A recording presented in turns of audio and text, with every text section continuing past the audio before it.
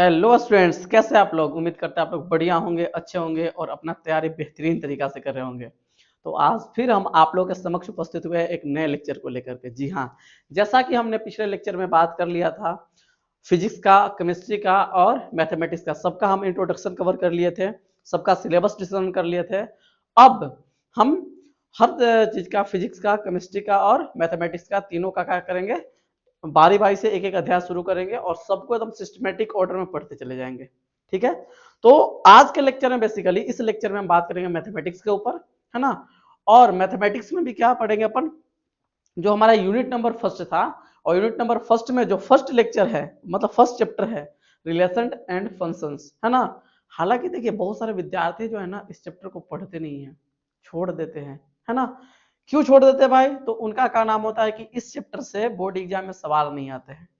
विद्यार्थी तो दूर की बात है, बहुत सारे टीचर्स भी इसको नहीं पढ़ाते हैं, छोड़ देते इस चैप्टर को, है ना। वो भी कहते यही बात कि इस चैप्टर से जो है ना एग्जाम में सवाल नहीं आते हैं, या फिर आते भी है तो बहुत कम आते हैं, 2-3 सवाल आते हैं। हाँ मानते हैं इस चैप्टर से सवाल बहुत कम आते हैं, लेकिन कैलकुलस जो पढ़ेंगे ना, कैलकुलस का यहाँ पे बेस छिपा है, क्योंकि रिलेशंस एंड फंक्शंस जो चैप्टर है कैलकुलस का ही एक पार्ट है ना। और कैलकुलस दो तरह का होता है, डिफरेंशियल कैलकुलस और इंटीग्रल कैलकुलस, है ना। तो डिफरेंशियल कैलकुलस का ही पार्ट है कौन, रिलेशंस एंड फंक्शंस, है ना। हाँ ये बात अलग है कि यहाँ पर इसको यूनिट बाय यूनिट करके हम सिलेबस पढ़ाए थे, लेकिन रिलेशन एंड फंक्शंस किसका पार्ट है, कैलकुलस का ही पार्ट है। ठीक है, तो सबसे पहले आज हम जो शुरू करने वाले हैं वो शुरू करने वाले मैथमेटिक्स, और एकदम नए अंदाज में खतरनाक पढ़ेंगे एकदम, है ना। टेंशन नहीं लेना है, आराम आराम से पढ़ते चलना है, ठीक है ना। तो आज जो है ना हम लोग बात करेंगे मैथमेटिक्स के ऊपर, मैथमेटिक्स, है ना।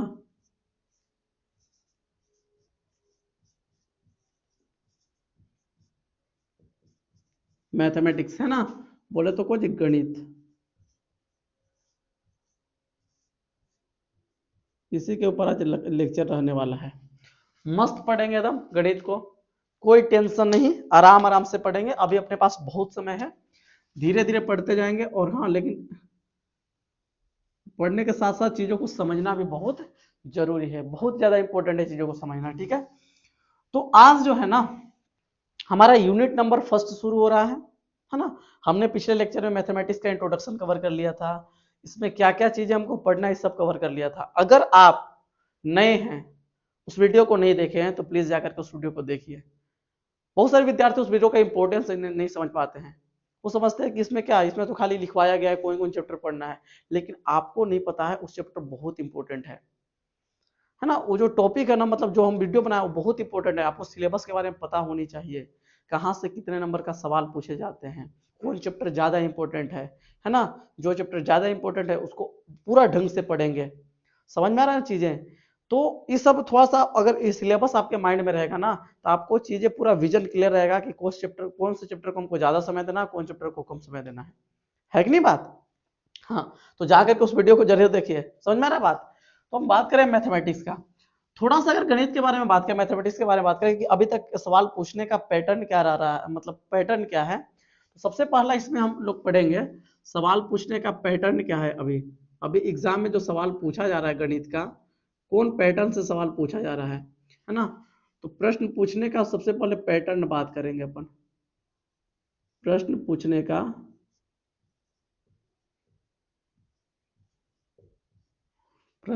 का पैटर्न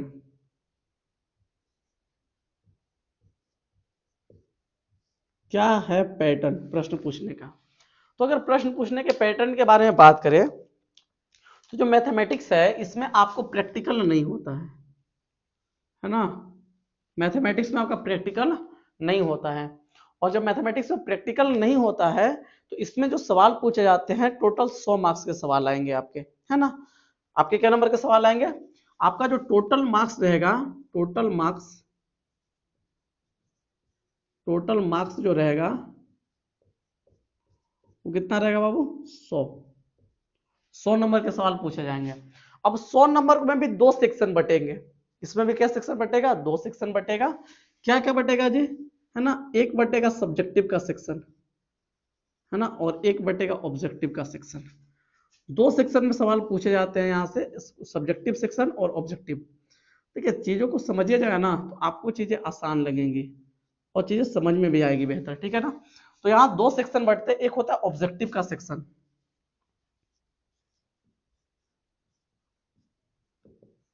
ऑब्जेक्टिव जिसको बोलते हैं वस्तुनिष्ठ प्रश्न, ठीक है ना। और ऑब्जेक्टिव जो होगा ना आपके एग्जाम में 100 नंबर में से 50 नंबर का ऑब्जेक्टिव आएगा। क्या नंबर का? लेकिन अभी जो ट्रेंड चल रहा है बिहार बोर्ड का प्रश्न पूछने का, अभी जो ट्रेंड चल रहा है उसमें नंबर ऑफ क्वेश्चन डबल है और डबल में से आपको आधा बनाना है सिर्फ, है ना। तो अभी के प्रश्न के अकॉर्डिंग, अभी के प्रश्न के अकॉर्डिंग अगर बात करें तो आपके प्रश्न में रहेंगे टोटल 100 ऑब्जेक्टिव क्वेश्चन, 100 क्वेश्चन रहेंगे। क्या क्वेश्चन रहेंगे? ऑब्जेक्टिव क्या प्रश्न रहेंगे? 100 प्रश्न रहेंगे। लेकिन उसमें से बनाना क्या गो है?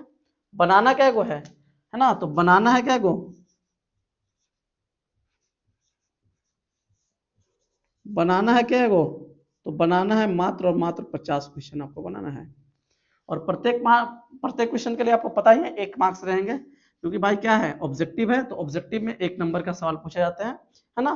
प्रत्येक प्रत्येक क्वेश्चन के लिए प्रत्येक प्रश्न के लिए अगर बात करें, प्रत्येक प्रश्न के लिए आपको कितने नंबर दिए जाएंगे? 1 मार्क्स। सही है। तो ये था ऑब्जेक्टिव का कहानी। ऑब्जेक्टिव में आपको इतना चीजें हैं, है ना। समझ में आया? ऑब्जेक्टिव ऑब्जेक्टिव वाला मेरे ख्याल से आपको कहानी समझ में आ गया होगा कि ऑब्जेक्टिव का क्या आपके आपके एग्जाम में ऑब्जेक्टिव का क्या वेटेज रहने वाला है, कैसे सवाल पूछे जाएंगे। मेरे ख्याल से आपको ये चीजें क्लियर हो गई होगी। क्या क्या बताएं हम कि ऑब्जेक्टिव आपके एग्जाम में 100 क्वेश्चन आएंगे ऑब्जेक्टिव, और 100 में से आपको बनाना क्या है? 50 क्वेश्चन मात्र बनाना है। और प्रत्येक प्रश्न के लिए क्या नंबर दिए जाएंगे? 1 नंबर, यानी यहां से 50 नंबर हो गए। क्लियर है जी। अब अगर देखा जाए तो बचा कितना? 50 नंबर, क्योंकि टोटल 100 नंबर का पेपर है। अब 100 नंबर में अगर देखा जाए तो 50 नंबर और बच गया। तो 50 नंबर में यहाँ सब्जेक्टिव एक रहता है, क्या यहाँ पे रहेगा? सब्जेक्टिव।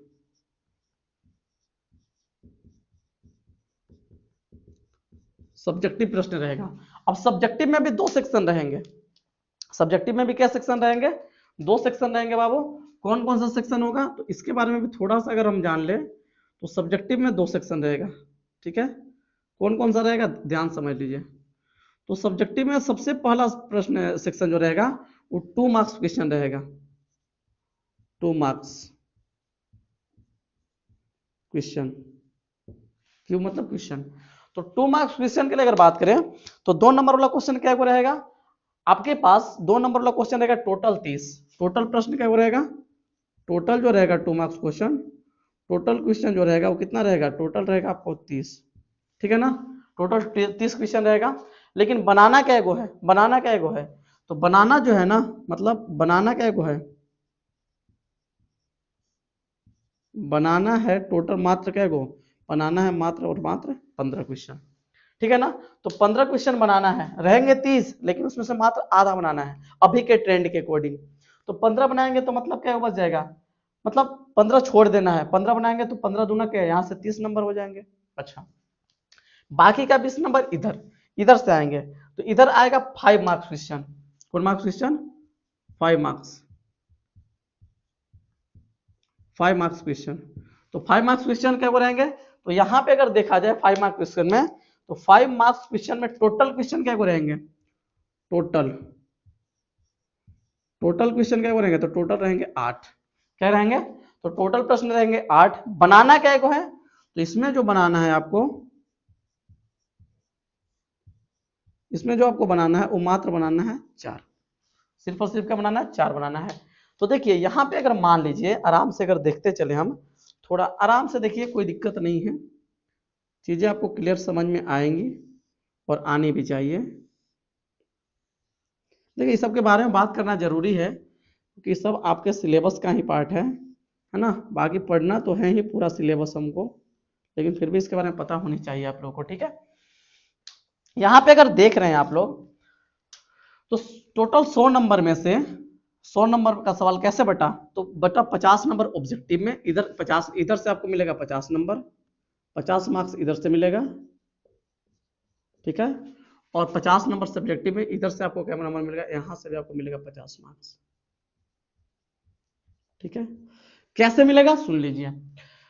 मिलेगा कैसे, तो यहाँ पे जो ऑब्जेक्टिव का सवाल आएंगे, टोटल आएंगे 100 सवाल, है ना, प्रत्येक सवाल 1 नंबर का होगा, लेकिन 100 नहीं बना देना है, बनाना सिर्फ है 50, और 50 बनाएंगे, एक सवाल का 1 नंबर मिलेंगे। तो यहाँ से टोटल जो नंबर हो जाएंगे आपका, यहाँ से जो नंबर मिलेंगे ऑब्जेक्टिव सेक्शन से जो नंबर मिल जाएंगे आपको, कितने नंबर मिल जाएंगे, तो यहाँ से आपको नंबर मिल जाएंगे कितने, 50 मार्क्स। यहाँ से आपको हो गए कितने मार्क्स, 50 मार्क्स ऑब्जेक्टिव सेक्शन से। ठीक है, बाकी सब्जेक्टिव में 2 तरह के सवाल बनेंगे, एक बनेंगे 2 नंबर वाला, एक नंबर 5 नंबर वाला। ठीक है, तो 2 नंबर वाला जो सवाल बनेंगे, 2 मार्क्स में जो क्वेश्चन बनेंगे वो रहेंगे टोटल, उसका नंबर जो आपके प्रश्न पत्र मिलेंगे, आपके प्रश्न पत्र में टोटल प्रश्न 2 नंबर वाला 30 रहेगा। बनाना सिर्फ क्या है, 15 बनाना है। ठीक है ना, और जब 15 बनाएंगे, एक क्वेश्चन 2 नंबर का है, तो 15 क्वेश्चन जब बनाएंगे तो हमको यहाँ से क्या नंबर मिलेगा, तो यहाँ से हमको मिलने वाला है क्या नंबर बताइए, यहाँ से हमको मिलने वाला है 30 नंबर। तो 30 नंबर यहाँ से मिल जाएगा आपको, 30 मार्क्स। सही है, अच्छा, मतलब 30 मार्क्स यहां से मिलने का मतलब क्या है कि इधर से हमको मिल रहा है 30 नंबर। सही है, और वही अगर देखा जाए तो फिर 5 नंबर वाला सवाल भी रहेंगे आपके पेपर में सब्जेक्टिव में। तो 5 नंबर वाला टोटल 8 सवाल रहेगा। कितना सवाल रहेगा बाबू, 8। बनाना क्या है, मात्र 4। 8 नहीं बना दीजिएगा, मात्र 4 बनाना है। तो 4 बनाइएगा तो कितना आएगा बताइए, 4 सवाल बनाएंगे, एक सवाल का 5 नंबर, तो 4 सवाल अगर हम बनाएंगे तो यहाँ से हमको कितना मिलेगा, यहाँ से हमको मिलेगा आपको 20 नंबर। तो यहाँ से आपको 20 नंबर हो जाएंगे, 20 मार्क्स। सही है, तो यहां से आपको कितना मिल गया, यहां से आपको मिल गया 20 मार्क्स। 20 मार्क्स एम खाली लिख देते हैं, समझ जाएगा 20 मार्क्स। तो ये है आपका पूरा, मतलब पूरा सिलेबस ऐसे बटा हुआ है। क्लियर है, इस तरह से अभी तक जो ट्रेंड चल रहा है यही चल रहा है पूछने का, है ना, 2020 से। बाकी आगे आगे सॉरी 21 से ट्रेंड आया है, 2021 से यही ट्रेंड चल रहा है बिहार बोर्ड में प्रश्न पूछने का। बाकी आगे क्या होगी चीजें, वो तो बात की चीजें हैं, लेकिन अभी तक यही पूछा जा रहा है। ठीक है, चलिए अब इतना बात हो गया, अब हम शुरू करते हैं अपने चैप्टर को। तो जो हमारा यूनिट नंबर फर्स्ट था, यूनिट नंबर फर्स्ट जिसका नाम था रिलेशन एंड फंक्शंस, वहीं से अपन शुरुआत करते हैं। हम बात करते हैं यूनिट नंबर 1 का, यूनिट क्या का बात करेंगे, फर्स्ट का। और यूनिट फर्स्ट में जो पहला अध्याय है उसी को शुरू करेंगे, है ना। यूनिट फर्स्ट में जो पहला अध्याय है, यूनिट फर्स्ट में जो अध्याय 1 था वहां लिखे थे, याद करिएगा, वहां पे अध्याय जो 1 था उसी को शुरू करेंगे, और उस अध्याय का नाम था रिलेशंस एंड फंक्शंस।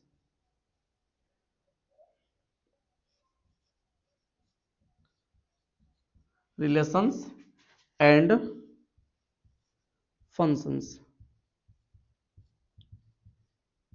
है ना, है ना। इसका इस चैप्टर का क्या नाम है, संबंध एवं फलन।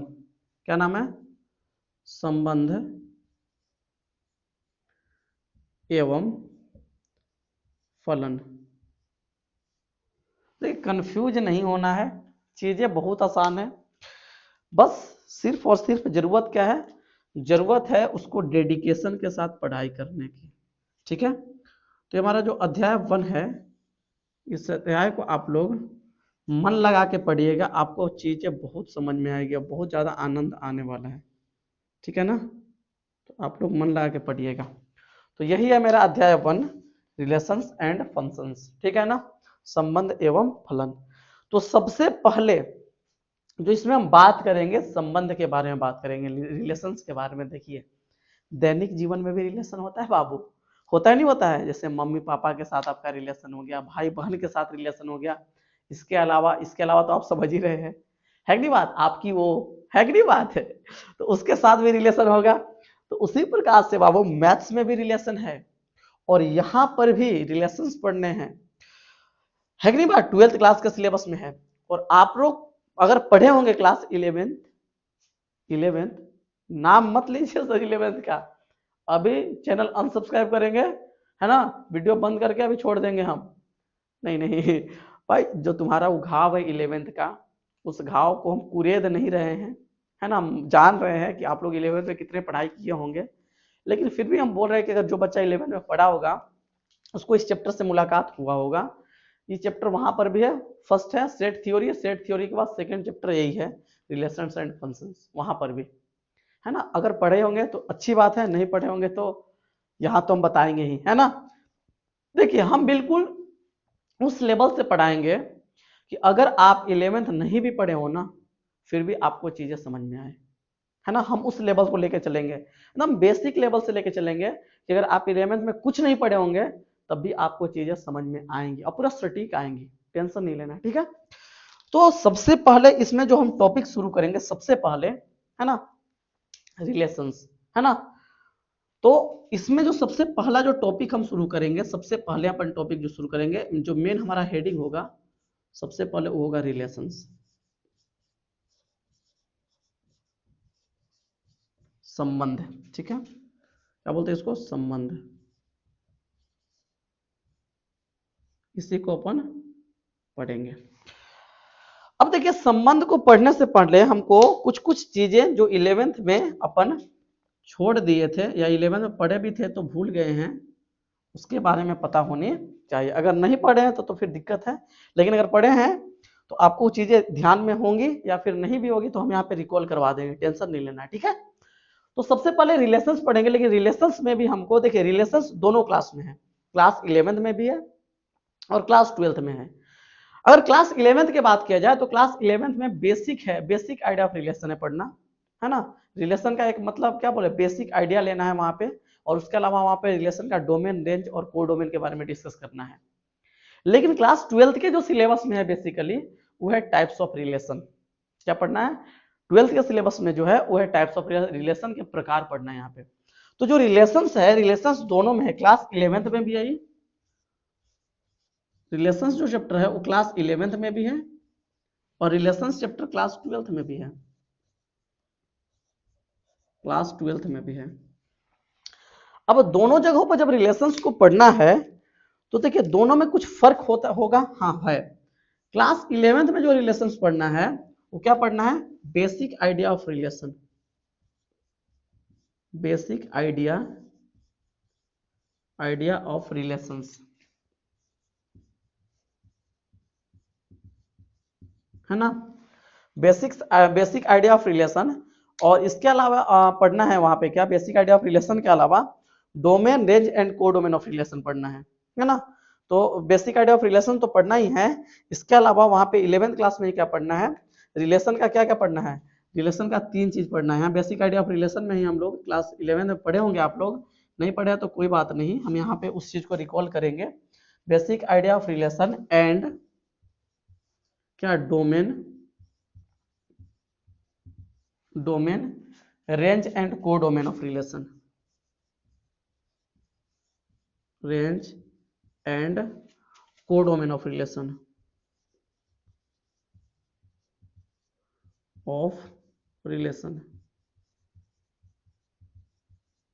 है ना। आप लोग इंग्लिश वर्ड से घबराइएगा नहीं, इंग्लिश वर्ड से कोई घबराना नहीं है इसका, अगर है ना हिंदी में भी लिख लें तो मतलब संबंध का व्यापक समझ या बेसिक आइडिया, बेसिक आइडिया मतलब क्या बोल सकते हैं, संबंध का सामान्य समझ, और इसके साथ उसका डोमेन मतलब प्रांत, परिसर और सह प्रांत के बारे में पढ़ना था। कोडोमेन का मतलब क्या होता है, सह प्रांत। तो यहाँ पे मतलब क्लास 11th में ये सब चीजें पढ़नी थी, है ना, ठीक है ना, कोई दिक्कत, मतलब संबंधों का मतलब सामान्य समझ रखना था क्लास 11th में, वही पढ़ना था, है ना। बाकी सबका हिंदी अपन बताएंगे, टेंशन नहीं लीजिए, आगे थोड़ा सा बढ़ते हैं अपन, ठीक है ना। सेकेंड में जो क्लास 12th जो बोल रहे हैं अपन, क्लास 12th का अगर बात करें तो यहाँ पे बेसिकली जो हमको पढ़ना है वो क्या पढ़ना है, तो क्लास 12th में हमको पढ़ना है types of relation. Class 12th में हमको जो कवर करना है वो पढ़ना है types of relation, types of relations,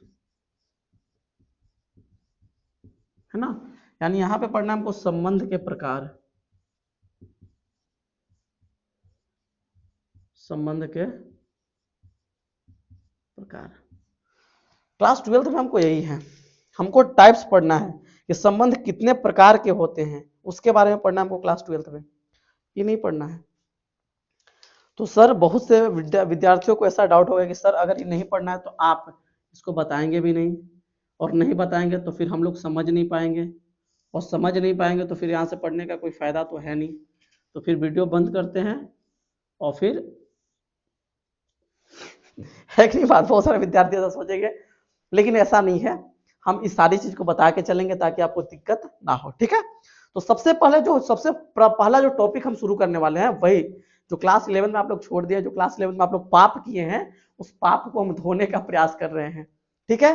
तो सबसे पहले हम क्लास 11 को ही कवर करेंगे, है ना। क्लास 11 को ही कवर करेंगे। 11 में जो जो चीजें छूट गई थी उसको पहले कवर कर लेते हैं जल्दी से, और फिर अपन डायरेक्ट प्रोसीड कर जाएंगे किसी टाइप्स ऑफ रिलेशन पे, तो आपको फिर कोई चीज में दिक्कत नहीं होगी। तो आप जल्दी से हेडिंग बनाइए, जल्दी से आप लोग क्लास 11 के पाप के धोइए, पाप को धोइए, और तब क्लास 12 में आइए, है कि नहीं बात? तो 11 के पाप के साथ अगर 12 में आइएगा तो बहुत दिक्कत होगा फिर। समझ में आ रहा है चीजें? तो आप लोग जल्दी से हेडिंग बनाइए, और 11th के में जो भी चीजें छूट गई है उसको जल्दी से पढ़िए। तो सबसे पहला जो हम लोग हेडिंग बनाएंगे, आज जो हेडिंग बनाएंगे अपन, पढ़ेंगे उसके बारे में, है ना, मस्त पढ़ेंगे। वो हमारा जो होगा क्लास 11th की चीजें होगा, और क्या होगा, बेसिक आइडिया ऑफ रिलेशन, है ना। और क्या पढ़ेंगे, domain, range and codomain of relation, वो बात की चीजें हैं। तो सबसे पहले हम पढ़ेंगे basic idea of relation. Relation होता क्या है, basic idea of relation, idea of, ठीक है ना, बेसिक आइडिया ऑफ रिलेशन। तो रिलेशन का अगर बेसिक आइडिया हम ले रहे हैं, तो रिलेशन का बेसिक आइडिया लेने के लिए हमको कुछ कुछ चीजें जानना पड़ेगा। जैसे कि इसमें सबसे पहले हमको पढ़ना पड़ेगा सेट के बारे में, थोड़ा सा सेट के बारे में जानना पड़ेगा, सेट होता क्या है। सेट के बाद हम पहुंचेंगे, क्या पहुंचेंगे, फिर सेट जब पढ़ लेंगे, है ना, थोड़ा सा सेट को रिप्रेजेंट करने आ जाएगा, तब डायरेक्ट हम रिलेशन पर प्रोसीड कर जाएंगे, और तब हमको चीजें पूरा क्लियर समझ में आएगी। तो इसमें सबसे पहला जो टॉपिक अपन कवर करेंगे, इसमें मतलब बेसिक आइडिया ऑफ रिलेशन में डायरेक्ट यहाँ पे नहीं जाएंगे अपन। सबसे पहले जो इसमें टॉपिक कवर करने वाले हैं, सबसे पहले जो टॉपिक कवर करेंगे वो कवर करेंगे सेट्स, जिसको बोलते हैं समुच्चय, है ना। आराम से समझते चलिए, कोई हड़बड़ाहट नहीं है। सेट्स जिसको क्या बोलते हैं, समुच्चय। हमको पता है बहुत सारे विद्यार्थियों को इसके बारे में पता होगा, लेकिन हमको ये भी पता है कि बहुत सारे विद्यार्थियों को नहीं भी पता होगा। तो सबसे पहले समुच्चय को कवर करते हैं। समुच्चय होता क्या है, किसको बोलते हैं समुच्चय? तो समुच्चय जो होता है, अगर समुच्चय के बारे में अगर बात करें, तो सुपरिभाषित वस्तुओं के संग्रह को समुच्चय कहा जाता है। एक लाइन में जानिए, क्या बोले हम, सुपरिभाषित वस्तुओं के संग्रह को। अब सुपरिभाषित वस्तु में कुछ भी हो सकता है, नंबर्स, वेरिएबल्स, इसके अलावा कुछ भी जो सुपरिभाषित है। अब यहाँ पे ढेर स्टूडेंट को ये मतलब समझना, सुपरिभाषित क्या होता है सर? देखिए, सुपरिभाषित का मतलब होता है वेल डिफाइंड। वेल डिफाइंड करने का मतलब जिसका डिफिनेशन, जिसका मतलब मेरे अकॉर्डिंग और आपके अकॉर्डिंग या किसी और के अकॉर्डिंग, सबके अकॉर्डिंग सेम हो, उसको बोलते हैं सुपरिभाषित वस्तु, है ना। तो पहले हम लिखते हैं, उसके बाद समझाएंगे, तो एग्जांपल लेंगे तो आपको बेहतर समझ में आएगा। तो सेट्स होता क्या है, तो सेट्स के बारे में अगर लिखे तो क्या लिखेंगे कि सुपरिभाषित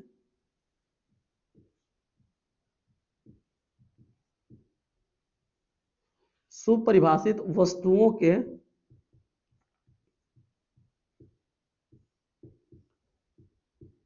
सुपरिभाषित वस्तुओं के संग्रह को क्या कहा जाता है, समुच्चय कहा जाता है।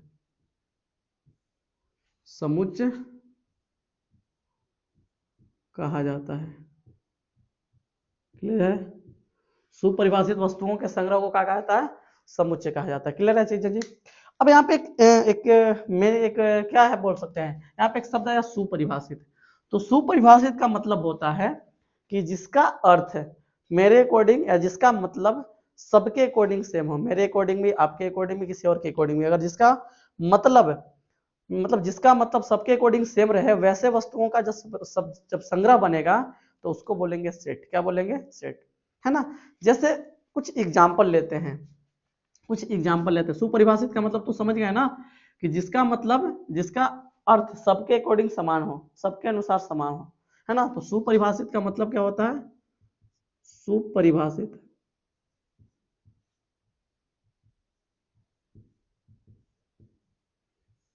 सुपरिभाषित का मतलब क्या है, कि जिसका अर्थ जिसका अर्थ है ना, पर्सन टू पर्सन वेरी ना करे, है ना, जिसका अर्थ सभी के अनुसार समान हो, सभी के अनुसार समान हो।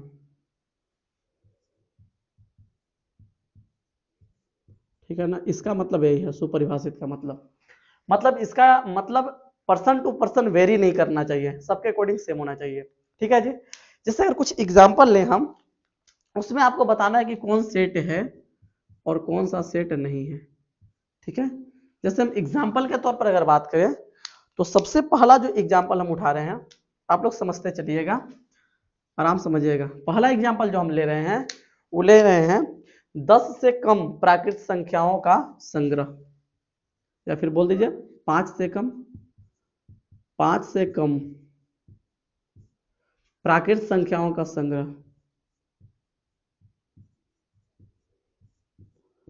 प्राकृत संख्याओं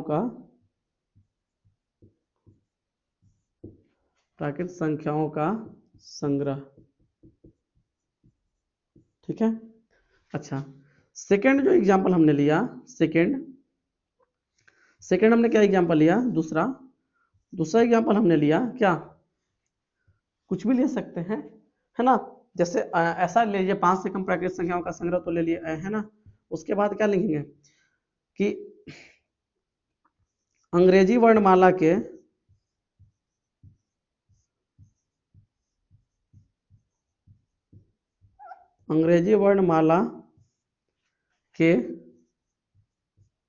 स्वरों का संग्रह,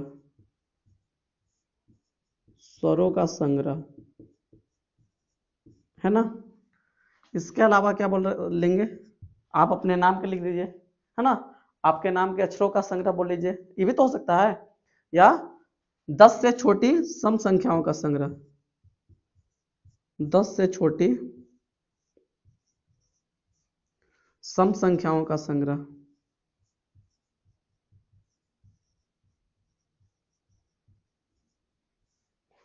सम संख्याओं का संग्रह। ठीक है जी। अच्छा उसके बाद चौथा ले लिए, है ना, विश्व के सर्वश्रेष्ठ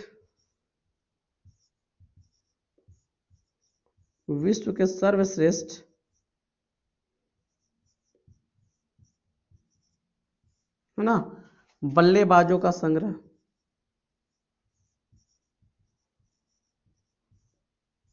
विश्व के सर्वश्रेष्ठ बल्लेबाजों का संग्रह,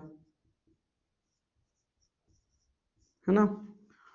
और एक और ले लेते हैं पांचवा, है ना, विश्व के खूबसूरत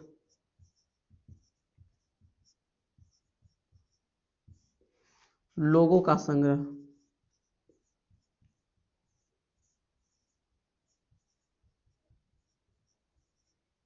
ठीक है, हमने इतना चीज लिया। अब इसमें से आपको पहचान करना है कि कौन सेट है और कौन सेट नहीं है ना, मतलब कौन सा समुच्चय है, कौन समुच्चय को रिप्रेजेंट कर रहा है और कौन समुच्चय को रिप्रेजेंट नहीं कर पा रहा है। अगर देखा जाए समुच्चय के बारे में, सेट के बारे में देखा जाए, तो आप लोग ध्यान से अगर देख पा रहे होंगे तो आप लोग यहाँ देखिए क्या बोला, सेट होता है क्या, सुपरिभाषित वस्तुओं का संग्रह। सुपरिभाषित मतलब जिसका अर्थ सबके अकॉर्डिंग सेम रहे, है ना। अगर इसमें से जो भी स्टेटमेंट लिखा गया है, अगर उसमें से स्टेटमेंट, जो भी स्टेटमेंट का अर्थ सबके अकॉर्डिंग सेम रहेगा तो वो सेट होगा। और जिसके इसमें से अगर कोई भी स्टेटमेंट का अर्थ पर्सन टू पर्सन वेरी किया तो वो सेट नहीं होगा।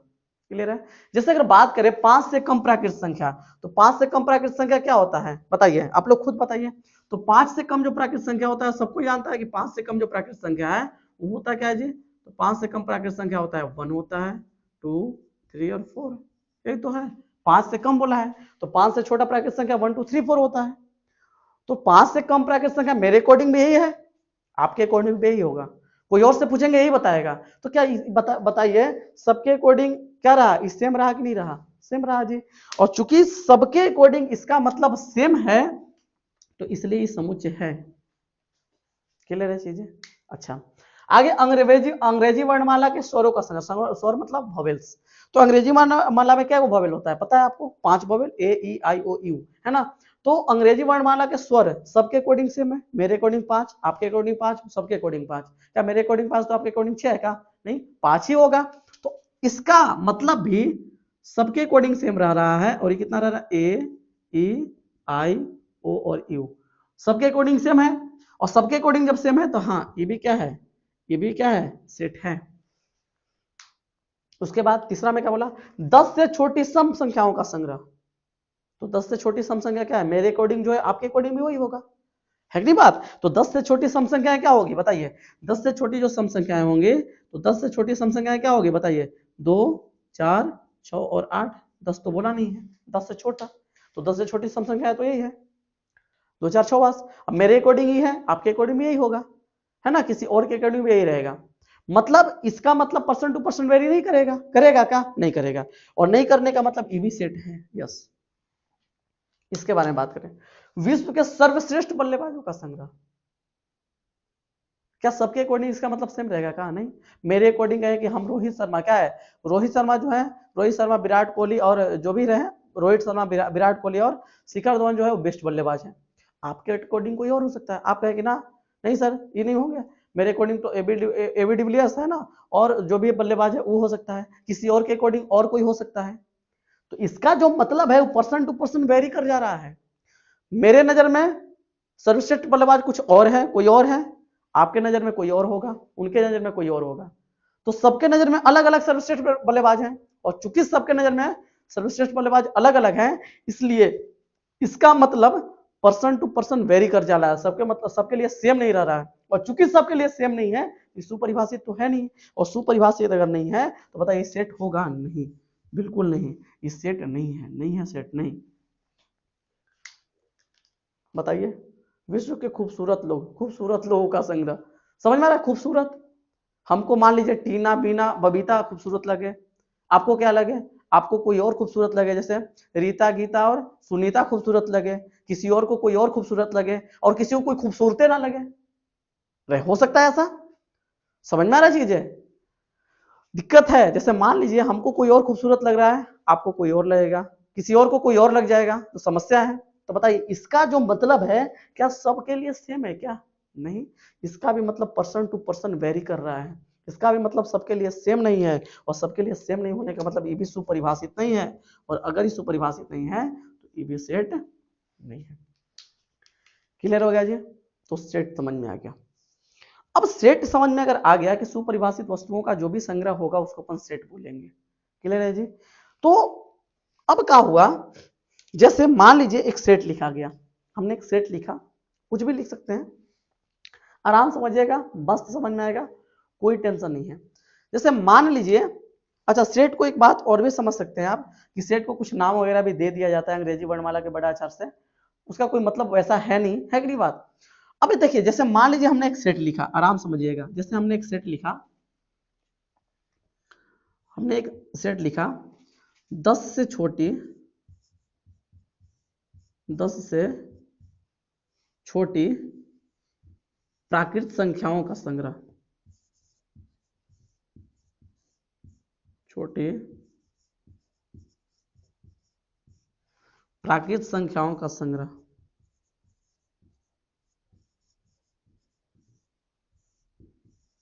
संख्याओं का संग्रह। क्लियर है? तो 10 से छोटी प्राकृत संख्याओं का संग्रह, क्लियर है चीजें जी? अच्छा, तो 10 से छोटी प्राकृत संख्याएं क्या हो सकती है, कैसे लिख सकते हैं आप इसको?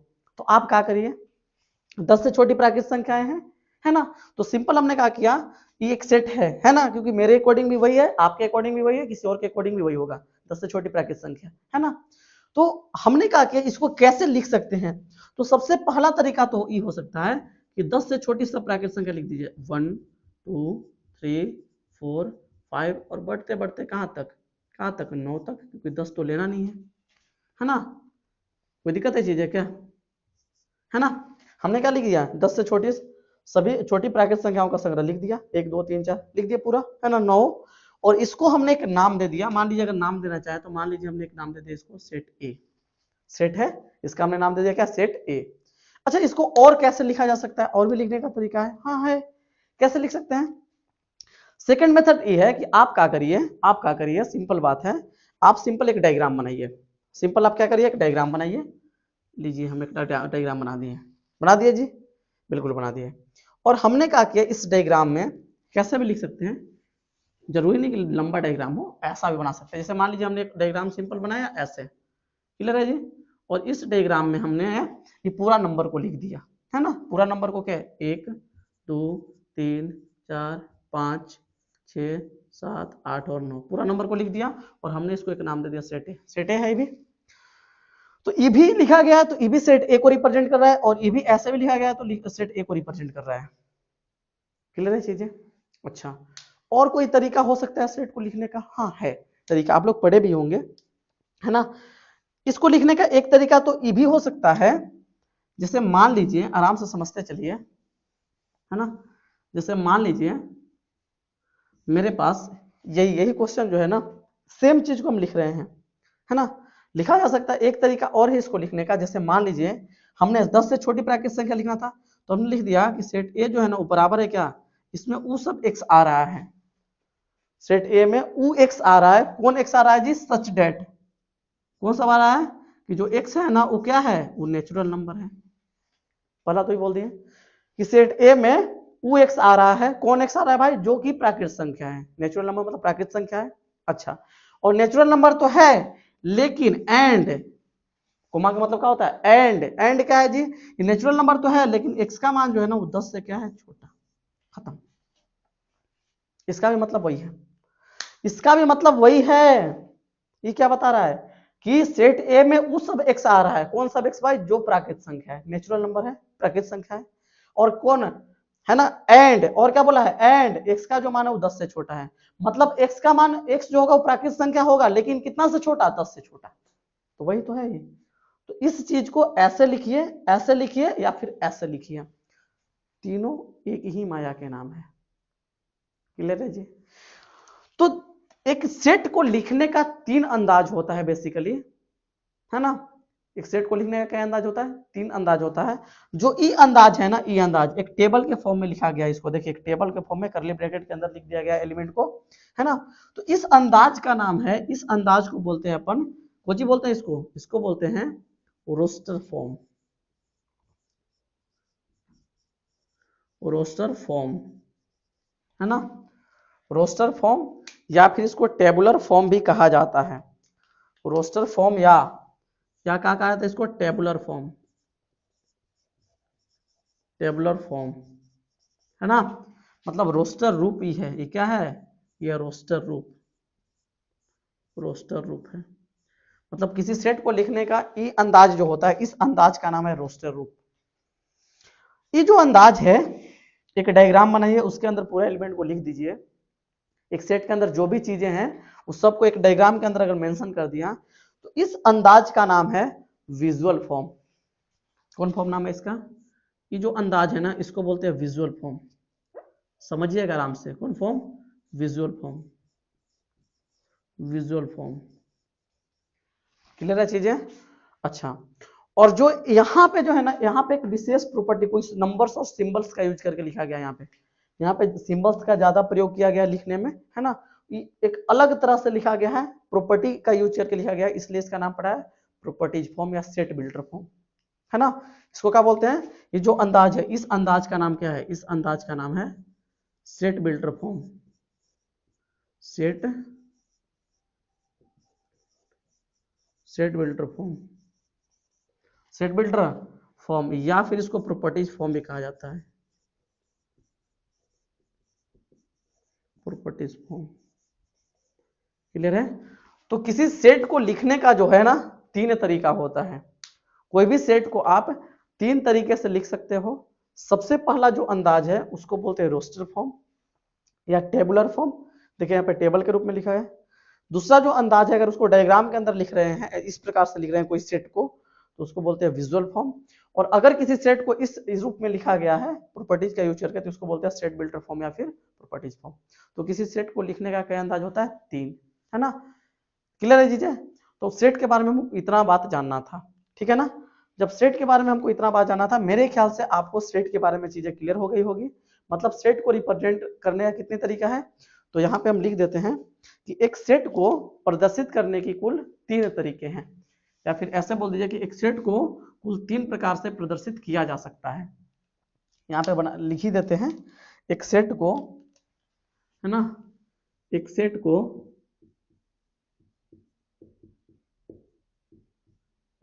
को कुल क्या प्रकार से, 3 प्रकार से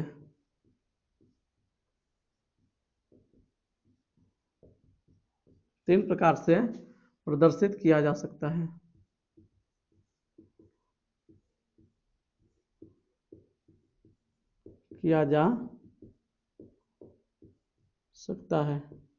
ठीक है ना, 3 प्रकार से प्रदर्शित किया जा सकता है। तीनों का अगर नाम लिखना चाहें तो सबसे पहला क्या है, रोस्टर फॉर्म। पहला क्या है, रोस्टर फॉर्म, या इसको बोलते हैं टेबुलर फॉर्म।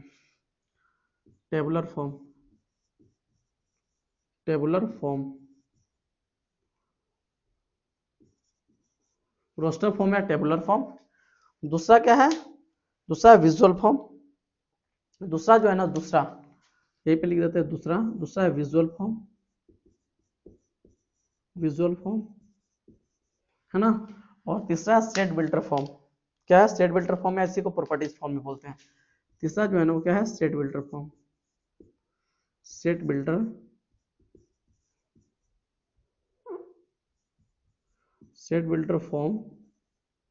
या इसको बोला जाता है प्रॉपर्टीज फॉर्म।